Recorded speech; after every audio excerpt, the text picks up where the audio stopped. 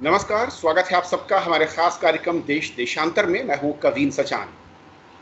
देश देशांतर में आज हम बात करेंगे वाणिज्य मंत्रालय से संबंधित संसद के स्थायी समिति की 154वीं रिपोर्ट, जो कि समिति के अध्यक्ष राज्यसभा सांसद विजय साई रेड्डी ने सभापति एम वेंकैया नायडू को सौंपी है। इसमें कि बागवानी, कृषि, सामुद्रिक उत्पाद, हल्दी, नारियल, ये ऐसे क्षेत्र हैं जिनके निर्यात की क्या स्थिति है और किस तरीके से ये बढ़ा है या कम हुआ है, क्या इसको लेकर सवाल हैं, चिंताएं हैं और इसका रास्ता क्या है। खासतौर पर अगर निर्यात को लेकर देखें तो कमेटी ने इसमें सुधार के सुझाव दिए हैं और चिंता भी जाहिर की है कि कृषि उत्पादों की जो हिस्सेदारी है निर्यात में वो कम है और उसकी रफ्तार जिस रफ्तार से बढ़ सकती थी, जो पोटेंशियल है, वो नहीं दिख रहा है। और समझेंगे कि असल में इन पूरे के पूरे अगर कृषि से जुड़े सेक्टर को, उसकी एक्सपोर्ट में हिस्सेदारी को, तो हमारी रफ्तार कैसे बढ़ी है और साथ ही क्या चुनौतियां हमारे सामने हैं या क्या वो रास्ते उपाय हो सकते हैं जिसके जरिए हम इसे बढ़ा सकते हैं, ताकि हम किसान या जो इन सेक्टर में लोग काम कर रहे हैं उनकी आमदनी को हम बढ़ा पाएं, दोगुना कर पाएं। हमारे साथ तीन बेहद खास मेहमान हैं। हमारे साथ राज्यसभा सांसद रूपा गांगुली जी हैं। रूपा जी, बहुत बहुत स्वागत आपका। हमारे साथ सुप्रा जी हैं, adviser trade, department of agriculture, corporation and farmer welfare. Ma'am, बहुत बहुत स्वागत आपका। और साथ ही हमारे साथ दिवाकर मिश्रा साहब हैं, ज्वाइंट सेक्रेटरी हैं, ministry of commerce and industry, government of India से। दिवाकर सर, बहुत बहुत स्वागत आपका भी। शुरुआत में रूपा मैम आपसे करना चाहूँगा कि अगर हम समझें इस रिपोर्ट को, और सबसे पहले तो ये कि वास्तविक स्थिति है क्या आज, रिपोर्ट क्या इशारा कर रही है, क्या उसमें कुछ बदलाव हुआ है पिछले कुछ वर्षों में, हम तरक्की कर रहे हैं, पॉजिटिव ट्रेंड है या फिर चिंताजनक है? देखिए, इस बार जो नया टर्म शुरू हुआ है, हालांकि मैं ये राज्यसभा के इस कमेटी में पिछले साल भी थी, 1.5 साल 1 साल उसको काम करने का मुझे मौका मिला था। और इस बार भी हमारे राज्यसभा ऑनरेबल चेयरपर्सन नायडू जी ने बहुत सख्ती से शुरू से ही उन्होंने कहा था कि जल्द से जल्द अपने टॉपिक्स चुनो और टॉपिक्स सिलेक्शन के बाद तुरंत जमा करो। तो पिछले साल की भी जो हमारे नरेश गुजराल जी थे, अभी विजय साई रेड्डी हमारे चेयरमैन हैं इस कमेटी के, दोनों ही इस विषय में बड़े सीरियसली इस पर काम कर रहे थे और सारे मेंबर्स भी बहुत गौर कर रहे थे इस बात पर कि किस तरह से हम एक्सपोर्ट और organic crops and organic products और ये सब बेसिक जो हमारे देश में उत्पन्न होते हैं उस पर हम ज़्यादा गौर करें। जैसे आज आपको पता है कि आज इस देश में मिल्क प्रोडक्शन हाईएस्ट है इन द वर्ल्ड, सो बहुत सारे प्रोडक्शंस हुए हैं, बहुत उस पर ध्यान दिया गया है। बिल्कुल। और मैं थोड़ा सा आंकड़े बता दूं अगर कि इस रिपोर्ट को लेकर, शुभ्रा, उसके बाद मैं आपके पास आता हूं कि अब तक जो आंकड़े बताते हैं कि भारत से जो कृषि निर्यात है वो महज 1% के करीब सीमित दिख रहा है, जिसमें प्रमुख तौर पर गेहूं, दाल, फल वगैरह दिखते हैं। लेकिन हमारे पास जो पोटेंशियल है, चाहे वो एग्रीकल्चर हो या सब एग्रीकल्चर है, कि बागवानी है, सामुद्रिक जो उत्पाद हैं, मसाले हैं, इनका जो एग्रीगेट मैं कहूँ कि है एक्सपोर्ट पर रेशियो, वो किस तरीके से दिखा है पिछले कुछ वर्षों में। और यहाँ पर चिंता है कि जो पोटेंशियल है इस कमेटी की ओर से कहा गया है, वो पोटेंशियल के लिहाज से एक्सपोर्ट अभी नहीं हो पा रहा। शुभ्रा, आपने ठीक कहा।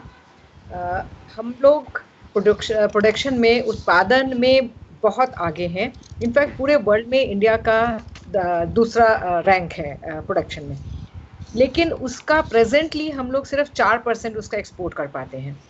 उसमें ऑफ कोर्स अगर आप देखें कि जैसे हमारा चीनी है, अनाज है और सब्जी, फल, दलहन और ऑयल मिल और मसाले, ये हमारे मेन प्रोडक्ट्स हैं जिसमें हमारा प्रोडक्शन में भी स्ट्रॉन्ग पॉइंट है और एक्सपोर्ट में भी, निर्यात में भी है हमारा स्ट्रॉन्ग पॉइंट। इन सब हम लोग कॉन्स्टेंटली कॉमर्स मिनिस्ट्री और हम लोग एग्रीकल्चर मिनिस्ट्री, हम लोग कंटिन्यूसली आपस में बात कर रहे हैं। और ऑफ कोर्स अभी हम लोगों के पास पार्लियामेंट स्टैंडिंग कमेटी के भी डायरेक्शंस थे।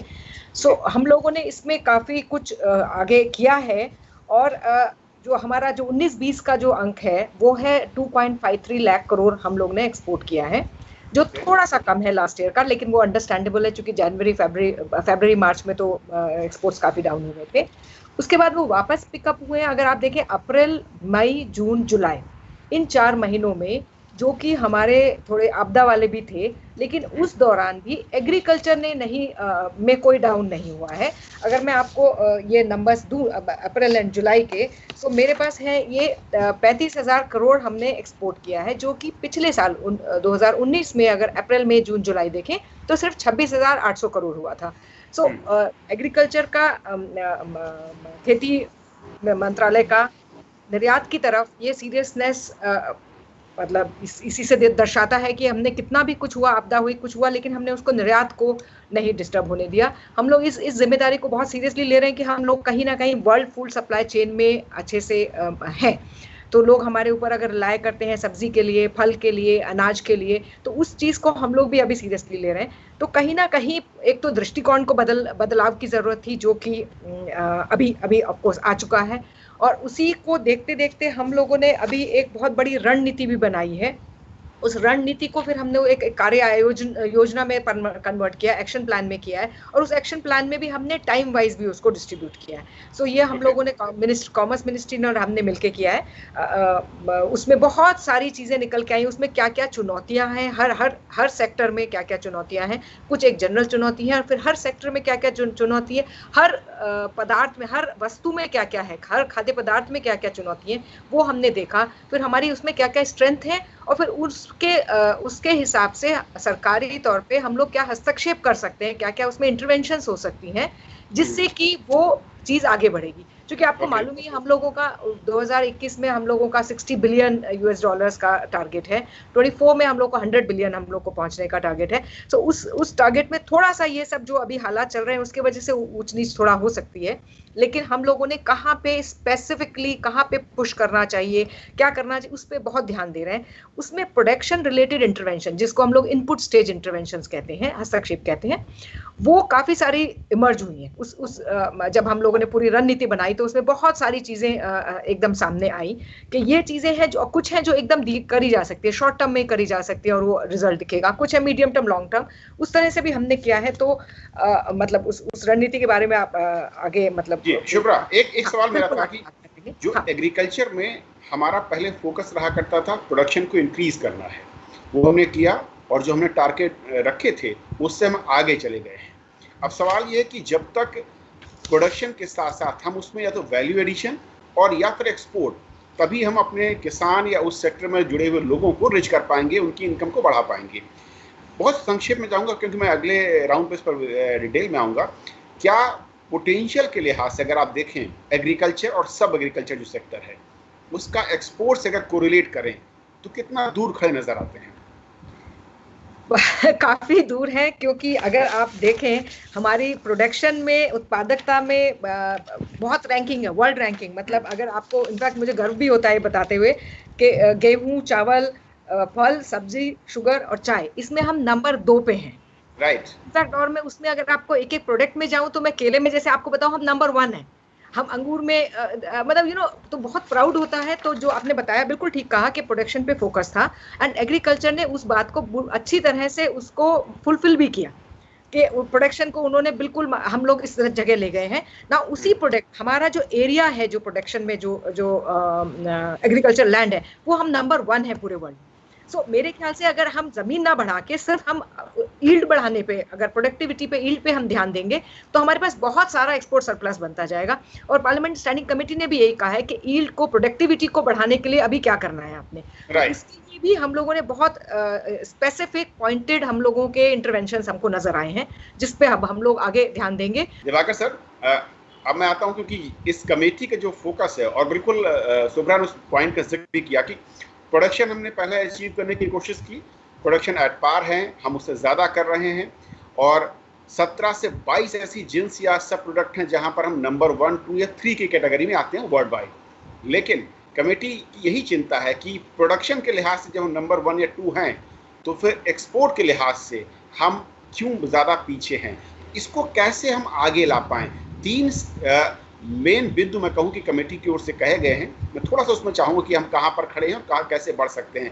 पहला कहा गया है कि बुनियादी ढांचा एग्रीकल्चर और सब सेक्टर में, दूसरा उपलब्धता, और तीसरा है सप्लाई चेन को लेकर और क्वालिटी मेजरमेंट को लेकर। ये सर जो तीनों हैं, ये क्या पोजीशन है इसकी और इस पर हम कैसे काम कर रहे हैं? धन्यवाद। जैसा कि सुब्रा जी ने बताया कि आज की डेट में हम दुनिया में प्रोडक्शन में काफ़ी आगे हैं, लेकिन जब हम एक्सपोर्ट की या निर्यात की बात करते हैं तो हमें क्वालिटी प्रोडक्शन देना होता है। जैसे हमारा बासमती राइस बहुत दिनों से एग्रीकल्चर एक्सपोर्ट में टॉप पे चल रहा।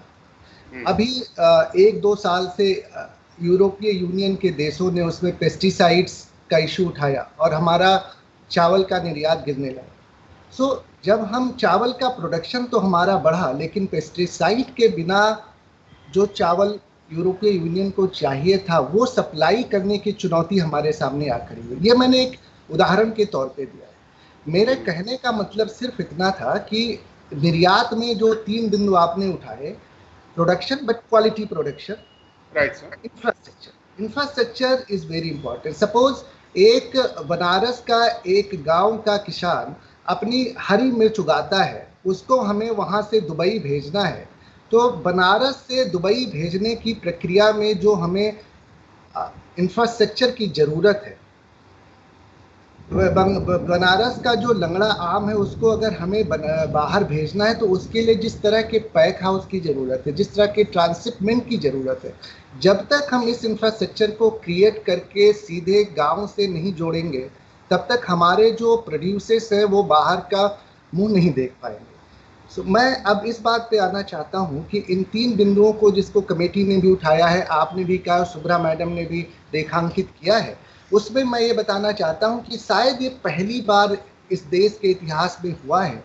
कि वाणिज्य मंत्रालय ने एक कृषि निर्यात नीति 2018 में अनाउंस की और उसके तहत देश के सारे राज्यों को निर्यातोन्मुख सूत्र में बांधने की कोशिश करी। उसके तहत हमने राज्य स्तर पे, जिला स्तर पे समितियों का निर्माण आरंभ किया है, जिसके तहत हम सीधे किसानों तक जाकर उनको सीधे निर्यातकों से जोड़ने की कोशिश कर रहे हैं।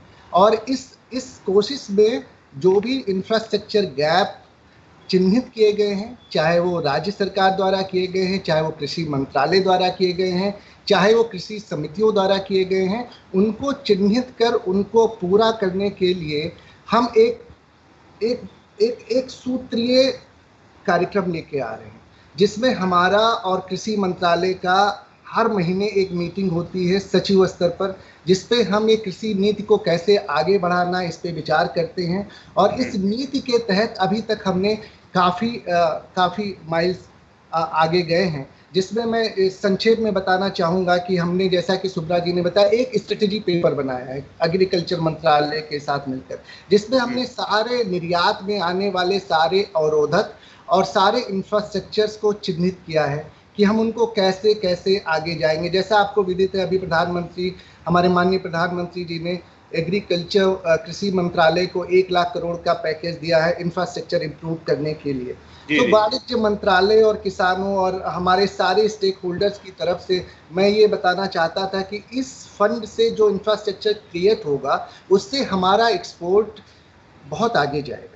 अभी अगर आप देखें तो कोविड-19 के दौरान, जैसा कि सुब्रा जी ने रेखांकित किया है, भारत एकमात्र ऐसा देश था जिसने बंद के दौरान भी कृषि प्रोड्यूसर्स को बाहर में निर्यात किया है और इसकी वजह से हमारा निर्यात इस अप्रैल से लेके जुलाई तक काफ़ी बढ़ा है। अराउंड 25% की ग्रोथ कृषि निर्यात में आई है।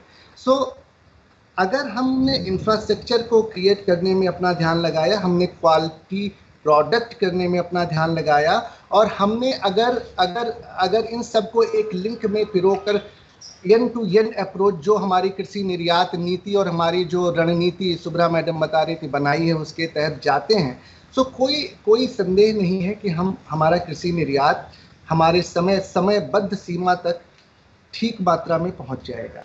Okay sir. रूपा जी, क्योंकि इस कमेटी की रिपोर्ट में एक बड़ा जो चिंता है वो दिखाई गई है कॉफ़ी और मसाला बोर्ड्स को लेकर। कहा जा रहा है कि इनको पुनर्गठन करने की ज़रूरत है और यहाँ पर पोटेंशियल बहुत ज़्यादा है, डिमांड बहुत है वर्ल्ड वाइड, लेकिन एक्सपोर्ट के स्तर पर हम कमज़ोर नज़र आ रहे हैं। क्या वाकई इस तरह की चीज़ें दिख रही हैं और इसका रास्ता क्या सुझाने की कोशिश कमेटी की ओर से है या क्या उपाय हो सकते हैं? देखिए, बहुत सालों से ये आदत रही है हमारे देश में कि हम पूरे डोमेस्टिक मार्केट को जितना हम ले जितना ज़रूरत है उसको इस्तेमाल करें, उसके बाद जो बचा कुचा रहेगा वही जाएगा एक्सपोर्ट पर। लेकिन अभी हम डोमेस्टिक मार्केट को भी कंप्लीटली सेटिस्फाई कर पाते हैं और उसके बाद हमारे एक्सपोर्ट के लिए भी इनफ प्रोडक्शन हम कर चुके हैं। अभी सरकार के तरफ से भी जैसे एक प्लान लिया गया था कि 1 डिस्ट्रिक्ट 1 क्रॉप, जैसे टर्मरिक, आज आप इतना तो समझ सकते हैं कि आज कोविड के दौरान भी टर्मरिक का इतना उपयोग और इतना इम्पोर्टेंस लोगों को फिर से याद दिला दिया कि हमारे देश में क्या क्या समृद्धि हैं, वो हमको फिर से एक बार देखने को मिला, याद करा दिया है। तो एक दो चीज़ है जो बोर्ड्स हैं जो अलग अलग इसमें वो थोड़ा सा उनका पुनर्गठन की ज़रूरत है, हमारे तरफ से भी ये गया है। उनकी एक्टिविटीज़ और थोड़ी सी नीचे तक, ग्राउंड लेवल तक वो पर्कोलेट करे, वो भी ज़रूरी है। सरकार की तरफ से फ़ायदे की कोई कमी नहीं दी गई है, बट उसका जो नीचे तक जो पर्कोलेशन है उसमें थोड़ी थोड़ी हमको कमी रह गई और फार्मर्स को हमें लगता है कि प्रोएक्टिवली हमको समझाना पड़ेगा कि ऑर्गेनिक इस्तेमाल करें। स्टैंडर्ड हमारा थोड़ा सा और इंटरनेशनल स्टैंडर्ड के मुताबिक अगर प्रोडक्ट बनाएं तो उसमें हमको इसमें BIS का भी बहुत इम्पोर्टेंट रोल एक प्ले करना पड़ेगा। और जो कॉफ़ी बोर्ड है, टी बोर्ड है, सारे अलग अलग बोर्ड्स जो है उसके सारे उनको एक थोड़ा सा प्रोएक्टिवली काम करना पड़ेगा। वो ही एक है जहाँ पे हम जैसे पेरिशेबल फूड प्रोडक्ट्स के जो फूड चेन्स हम बनाने की कोशिश, मतलब सैंक्शन हो गया पैसा है, अब कोल्ड स्टोरेज की कोने कोने तक कोल्ड स्टोरेज की बंदोबस्त मतलब उसके पूरे फंडिंग रेडी है, सब कुछ इस बजट में रेडी हो गया है, दे दिया गया है। और एक चीज़ है, एक ट्रेन बनाने की प्लान हुई है जहाँ से हम पूरे सामान जो पेरिशेबल गुड्स है जो खराब हो जाते हैं वो ट्रांसपोर्टेशन में भी खराब ना हो जाए। तो इतना जो सरकार की तरफ से प्लानिंग हो रहा है वो प्लानिंग नीचे तक पर्कोलेशन, नीचे तक फार्मर्स को मोटिवेट करना, और एक एक डिस्ट्रिक्ट पर हम एक एक प्रोडक्ट, जैसे सिक्किम का नाम बताए तो आप ऑर्गेनिक नाम आ जाता है। हम इसी कमेटी के दौर चलते हुए पिछले साल में भी हम पूरे सिक्किम के ट्रिप किए हैं। सब जानते हैं कि पूरे विश्व में ऑर्गेनिक सामान सिक्किम से जाता है। तो वैसे अगर स्पाइसेस की बात करें तो सारे विश्व में पता है कि केरला स्पाइसेस है ना, तो टर्मरिक स्पाइसेस ये इतना हमारे पास अच्छा क्वालिटी का है और अच्छा है हमारे पास स्टैंडर्ड, इंटरनेशनल स्टैंडर्ड हमको बनाने के लिए वो एक फार्मर्स को और बोर्ड्स को जो ग्राउंड में काम करते हैं उनको थोड़ा सा और प्रोएक्टिव करनी पड़ेंगी, और शायद ज़रूरत पड़े तो बोर्ड को थोड़ा सा रिकंस्ट्रक्ट करें या उस पर किस तरह से काम करें वो मिनिस्ट्री ज़्यादा बता सकेंगे। जी ये जो सब सेक्टर मैं कहूँ, चाहे वो कॉफ़ी का सेक्टर लीजिए, आप मसालों की बात कीजिए या ऑर्गेनिक जो हमारे प्रोडक्ट हैं, और ये वाकई बहुत अहम है। जैसे कि रूपा जी ने कहा कि वर्ल्ड वाइड इसकी डिमांड लगातार दिन दिन बढ़ती जा रही है। इन सेक्टर्स में ग्रोथ जो होनी चाहिए थी वो चिंताजनक है। क्या ग्राउंड लेवल तक किसानों को मोटिवेट न कर पाना, या उस सप्लाई चेन को मेंटेन न करना, या फिर जो क्वालिटी है मैं कहूँ कि एट पार इंटरनेशनल स्टैंडर्ड वहाँ पर लैग करना है, उसके बारे में अवेयर ना होना किसानों का, प्रोड्यूसर्स हैं उनका, वो बड़े लूप होल्स हैं, वहाँ पर काम करने की ज़रूरत है या कुछ और? हाँ, आपने जहाँ तक बात है कि उत्पादन तो बहुत हुआ उत्पादन, लेकिन जो भी होता है चूंकि हमारा इतना बड़ा देश है और हमारा कंजम्पशन बहुत है, कहीं ना कहीं वो भी एक पॉइंट रहा कि फार्मर एक्सपोर्टर नहीं है। तो इसी को ध्यान में रखते हुए अब उनको फार्मर्स को एक हमने एसोसिएशंस बना रहे हैं जिसको हम लोग बोलते हैं फार्मर प्रोड्यूसर ऑर्गेनाइजेशन, FPOs हैं। SFAC एक डिपार्टमेंट है जहाँ ये एपिडा अभी मिस्टर दिवाकर बैठे हैं, उसी वहीं पे ही उसी बिल्डिंग में है।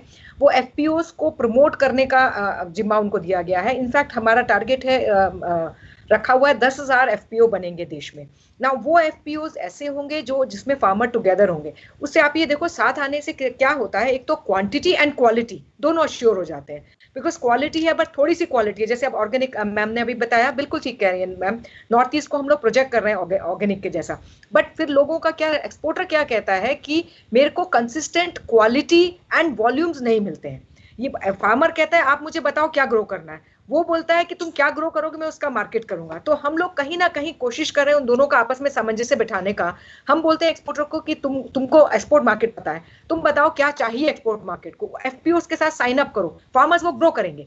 अब जैसे जिंजर है, जिंजर बहुत मार्केट डिमांड है, मिडिल ईस्ट में गल्फ कंट्रीज में उसका बहुत ज्यादा डिमांड है, लेकिन उनको फाइबरलेस जिंजर चाहिए, फाइबर वाला नहीं चाहिए। जो हमारे दूसरे प्रदेशों में होता है उसमें फाइबर होता है, लेकिन जो नॉर्थ ईस्ट में जाके हो रहा है उसमें फाइबर नहीं है ना। अगर हमें पता है ये चाहिए और अब हम फार्मर को कहेंगे ये ग्रो करो, अब लाइक टर्मरिक है, ऑर्गेनिक टर्मरिक या और नॉर्मल टर्मरिक, मतलब उसमें कुरकुमिन क्वांटिटी कितनी चाहिए, वो जो हम नॉर्थ ईस्ट में कर रहे हैं।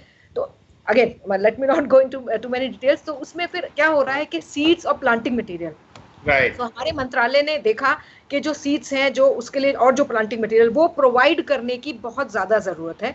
उससे ICR भी हमारे साथ है, ICR बेटर सीड्स देगा, उससे ईल्ड बढ़ जाएगा, उससे क्वालिटी बढ़ जाएगी। चूंकि अच्छा सिमिलरली फलों में भी यही बात हो रही है। अब जैसे अनार है, केला है, कितना ज्यादा, मतलब केला आप मानोगे नहीं इतना बड़ा उसका ग्लोबल मार्केट है और हम उसमें कहीं भी नहीं है, मतलब बहुत ही मिनिस्क्यूल है।